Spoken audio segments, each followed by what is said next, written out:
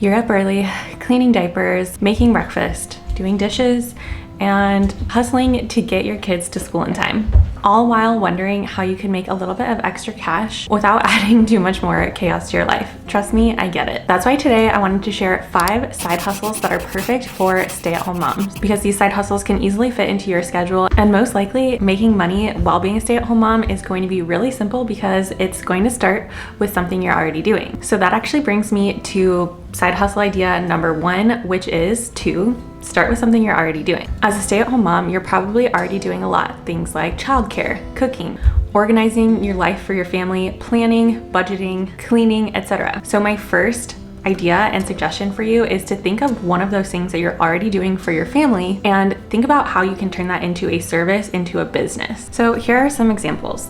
If you're already doing meal planning or meal prepping for your family, you could start creating meals as a service and offer that to other working moms or stay-at-home moms in the area. You're likely already taking care of your kids, so offering nannying or daycare type of services in your home to maybe 2 or 3 other kids could actually start bringing in quite a good amount of money for your family. If your kids are off at school and you're really good at keeping a clean, tidy, organized home, you could offer cleaning or organizing services to, local neighborhoods. Or maybe you're really good at planning your kids' birthday parties, planning a baby shower, or things like that. You could also offer party planning, event planning services to other moms in the area as well. And this is actually how I got started with my photography business, because I was already taking photos of my baby, posting them on social media, and getting really good feedback about the quality of my photos.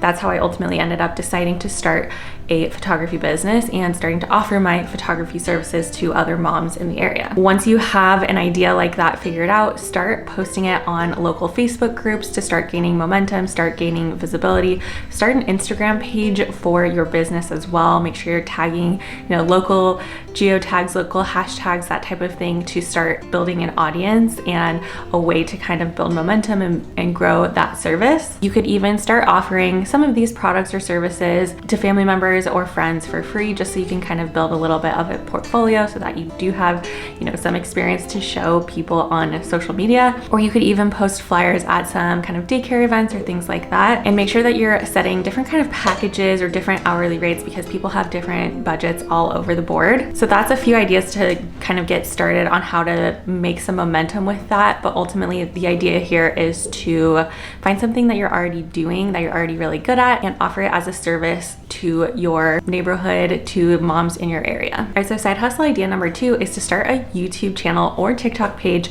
sharing your experience doing this side hustle as a stay-at-home mom.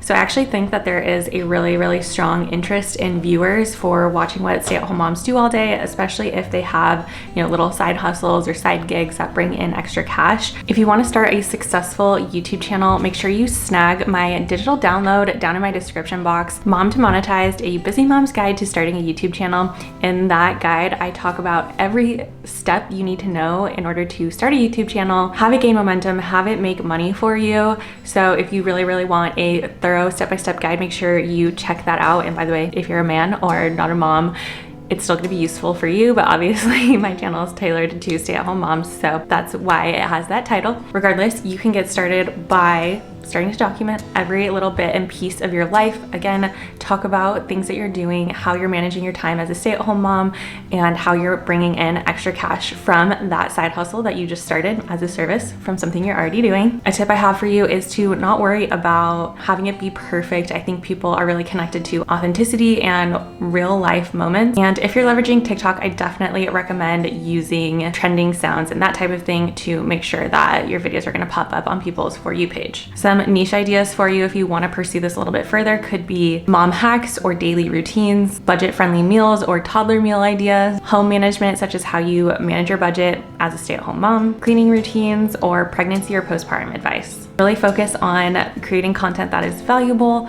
and trending so that people are interested in clicking on your content, watching it, and work towards getting monetized. And again, if you want a step-by-step guide on how to get monetized and really build an income on YouTube, make sure you check out my downloadable guide in my description box. All right, now that you've established your service that you're offering to friends, family, neighborhood, Facebook moms, etc., you've started creating a YouTube or TikTok page documenting this journey.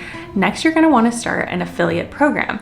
And I actually really strongly recommend using Amazon Associate for affiliate programs because it's just so easy to sign up on that platform. But I do also use LTK, and there's other platforms as well like ShareASale. I think there's more than that as well, but those are kind of the ones that I know about and am familiar with. I think that this is such a strong and easy low-hanging fruit for moms because a lot of times moms are already talking about products that they're using for their babies. They're showing things that they're using for their babies. You know, maybe there's little hacks that we have found over time, over experience, and found products that work really well for that. So start talking about or nestling into your video, you know, a product that you like, that you use, that is, you know, really helpful as a mom or within the service that you're offering. And once you can kind of merge that affiliate marketing links, those clickable links, into your, you know, YouTube channel or TikTok page, you can actually start building some really awesome passive income from affiliate marketing. For example, if you're doing a, you know, day in the life vlog and you're taking your baby out for a walk, you could provide a link to your stroller accessories, your stroller fan, whatever. Or maybe you're showing kind of playing with your baby or your toddler during the day, how you keep them engaged and stimulated without using screen time, and maybe share some of the toys or games or whatever that your toddler really likes to play that helps them stay stimulated. Or maybe you want to make a YouTube channel or TikTok page showing, you know, home organization tips and things like that. Show the bins that you're using to organize, or the canisters, or whatever you're using to kind of keep your home tidy and organized. And I also think that it's really smart to do things like build gift guides, such as like baby shower gift ideas, postpartum essential gift ideas, first birthday gift ideas, etc. And you can always do kind of like a shop my favorites, link in bio type of thing on your Instagram page, TikTok, and that will help generate even more sales for your affiliate program. All right, so gonna go a little bit of a different direction here. Another idea is to freelance some of your pre-mom skills during the windows that you have in your free time. Take a minute to think about what you did before being a mom and what you were really good at. How could you maybe do a lighter version of that now? The nice thing about freelancing is that you set your own hours, you set the time that you work, and you could only take on, you know, 5 hours a week, 10 hours a week if that's all you have. So maybe before becoming a stay-at-home mom, you did things like bookkeeping, or you did things like accounting or advertising, graphic design. You know, for me, I was actually a like brand manager, and that's not like a direct freelance job opportunity, but there are a lot of skills within brand management that I learned that I could use as a freelance opportunity. For example, copywriting. I did a lot of copywriting as a brand manager. I learned a lot about social media marketing, social media content creation. So there's all these little skills that I could pick out from my 9-to-5 that I had before becoming a stay-at-home mom that I could now use as like a freelance skill type of opportunity. I definitely recommend checking out Upwork or Fiverr, see what jobs are kind of trending and what people are making decent money at doing. Of course, you want it to be worth your time, so make sure that it's something that you would enjoy doing and that there's a decent sort of hourly or gig pay per project. All right, and my fifth idea for you, this is a little bit more of an instant one, but I know as moms, a lot of times we have old toys or old things kind of laying around the house that we haven't used in a while.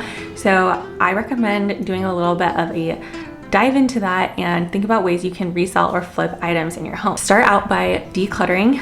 Take an honest look at what you're actually using within your home. Do you still really use your desk anymore? You know, that's something I think about. I actually use my laptop quite a bit. I do a lot of work just on my lap, not as often on my desk. This is something that I could potentially, you know, flip and resell. You could also dig through some of your clothes, your closet items, your baby clothes, baby toys you're not using anymore, and start flipping those items. There's also things like home decor or books that are too young for your kiddos now, and same thing goes for their toys as well. I've also seen people do something really cool on social media where they go and find something from like Facebook Marketplace or Goodwill, and they actually refurbish it, make it look brand new again, you know, maybe clean it up a bit, and then they go and resell it on, you know, Facebook Marketplace as a new updated version. Maybe it's just like a kid's dresser that needs, you know, sanded, refinished, painted, that type of thing. Just needs a little bit of love, and that's another great idea as well. But I definitely think it's smartest to start with things that you already own in your own home, in your own closet, that you don't need to go out and buy and refurbish, and then flip those items. And bonus tip, film the process and post it on TikTok, post it on YouTube, start making money secondarily through the content that you make from this side hustle. All right, so those are my 5 realistic ideas for you guys. I think that as stay-at-home moms, you know, our time is limited. We are busy people, we are overstimulated, and you know, it is hard to find that time to start new side hustles. But I think at the very minimum, you know, even just documenting your day-to-day life and posting it on social media, that's a great way to start building an additional income stream for yourself. So these are a few different ideas, and I think that if you ran with any of them, you could start bringing in several $100s for yourself every single month. And you know, that is always really helpful, even if it's just paying for some groceries or things like that. Bottom line is that you don't have to choose between being a great mom and making money. There's ways to do both, and that's something that I have chosen to do for myself as well. I think that these side hustles really are designed to work with your lifestyle, not against it. So I'm curious to hear if you're gonna try any of these. If so, leave a comment down in the comments box. And as always, if you are interested in mom-friendly income ideas, make sure you hit that subscribe button. But thank you guys so much for watching, and I will catch up with you next time.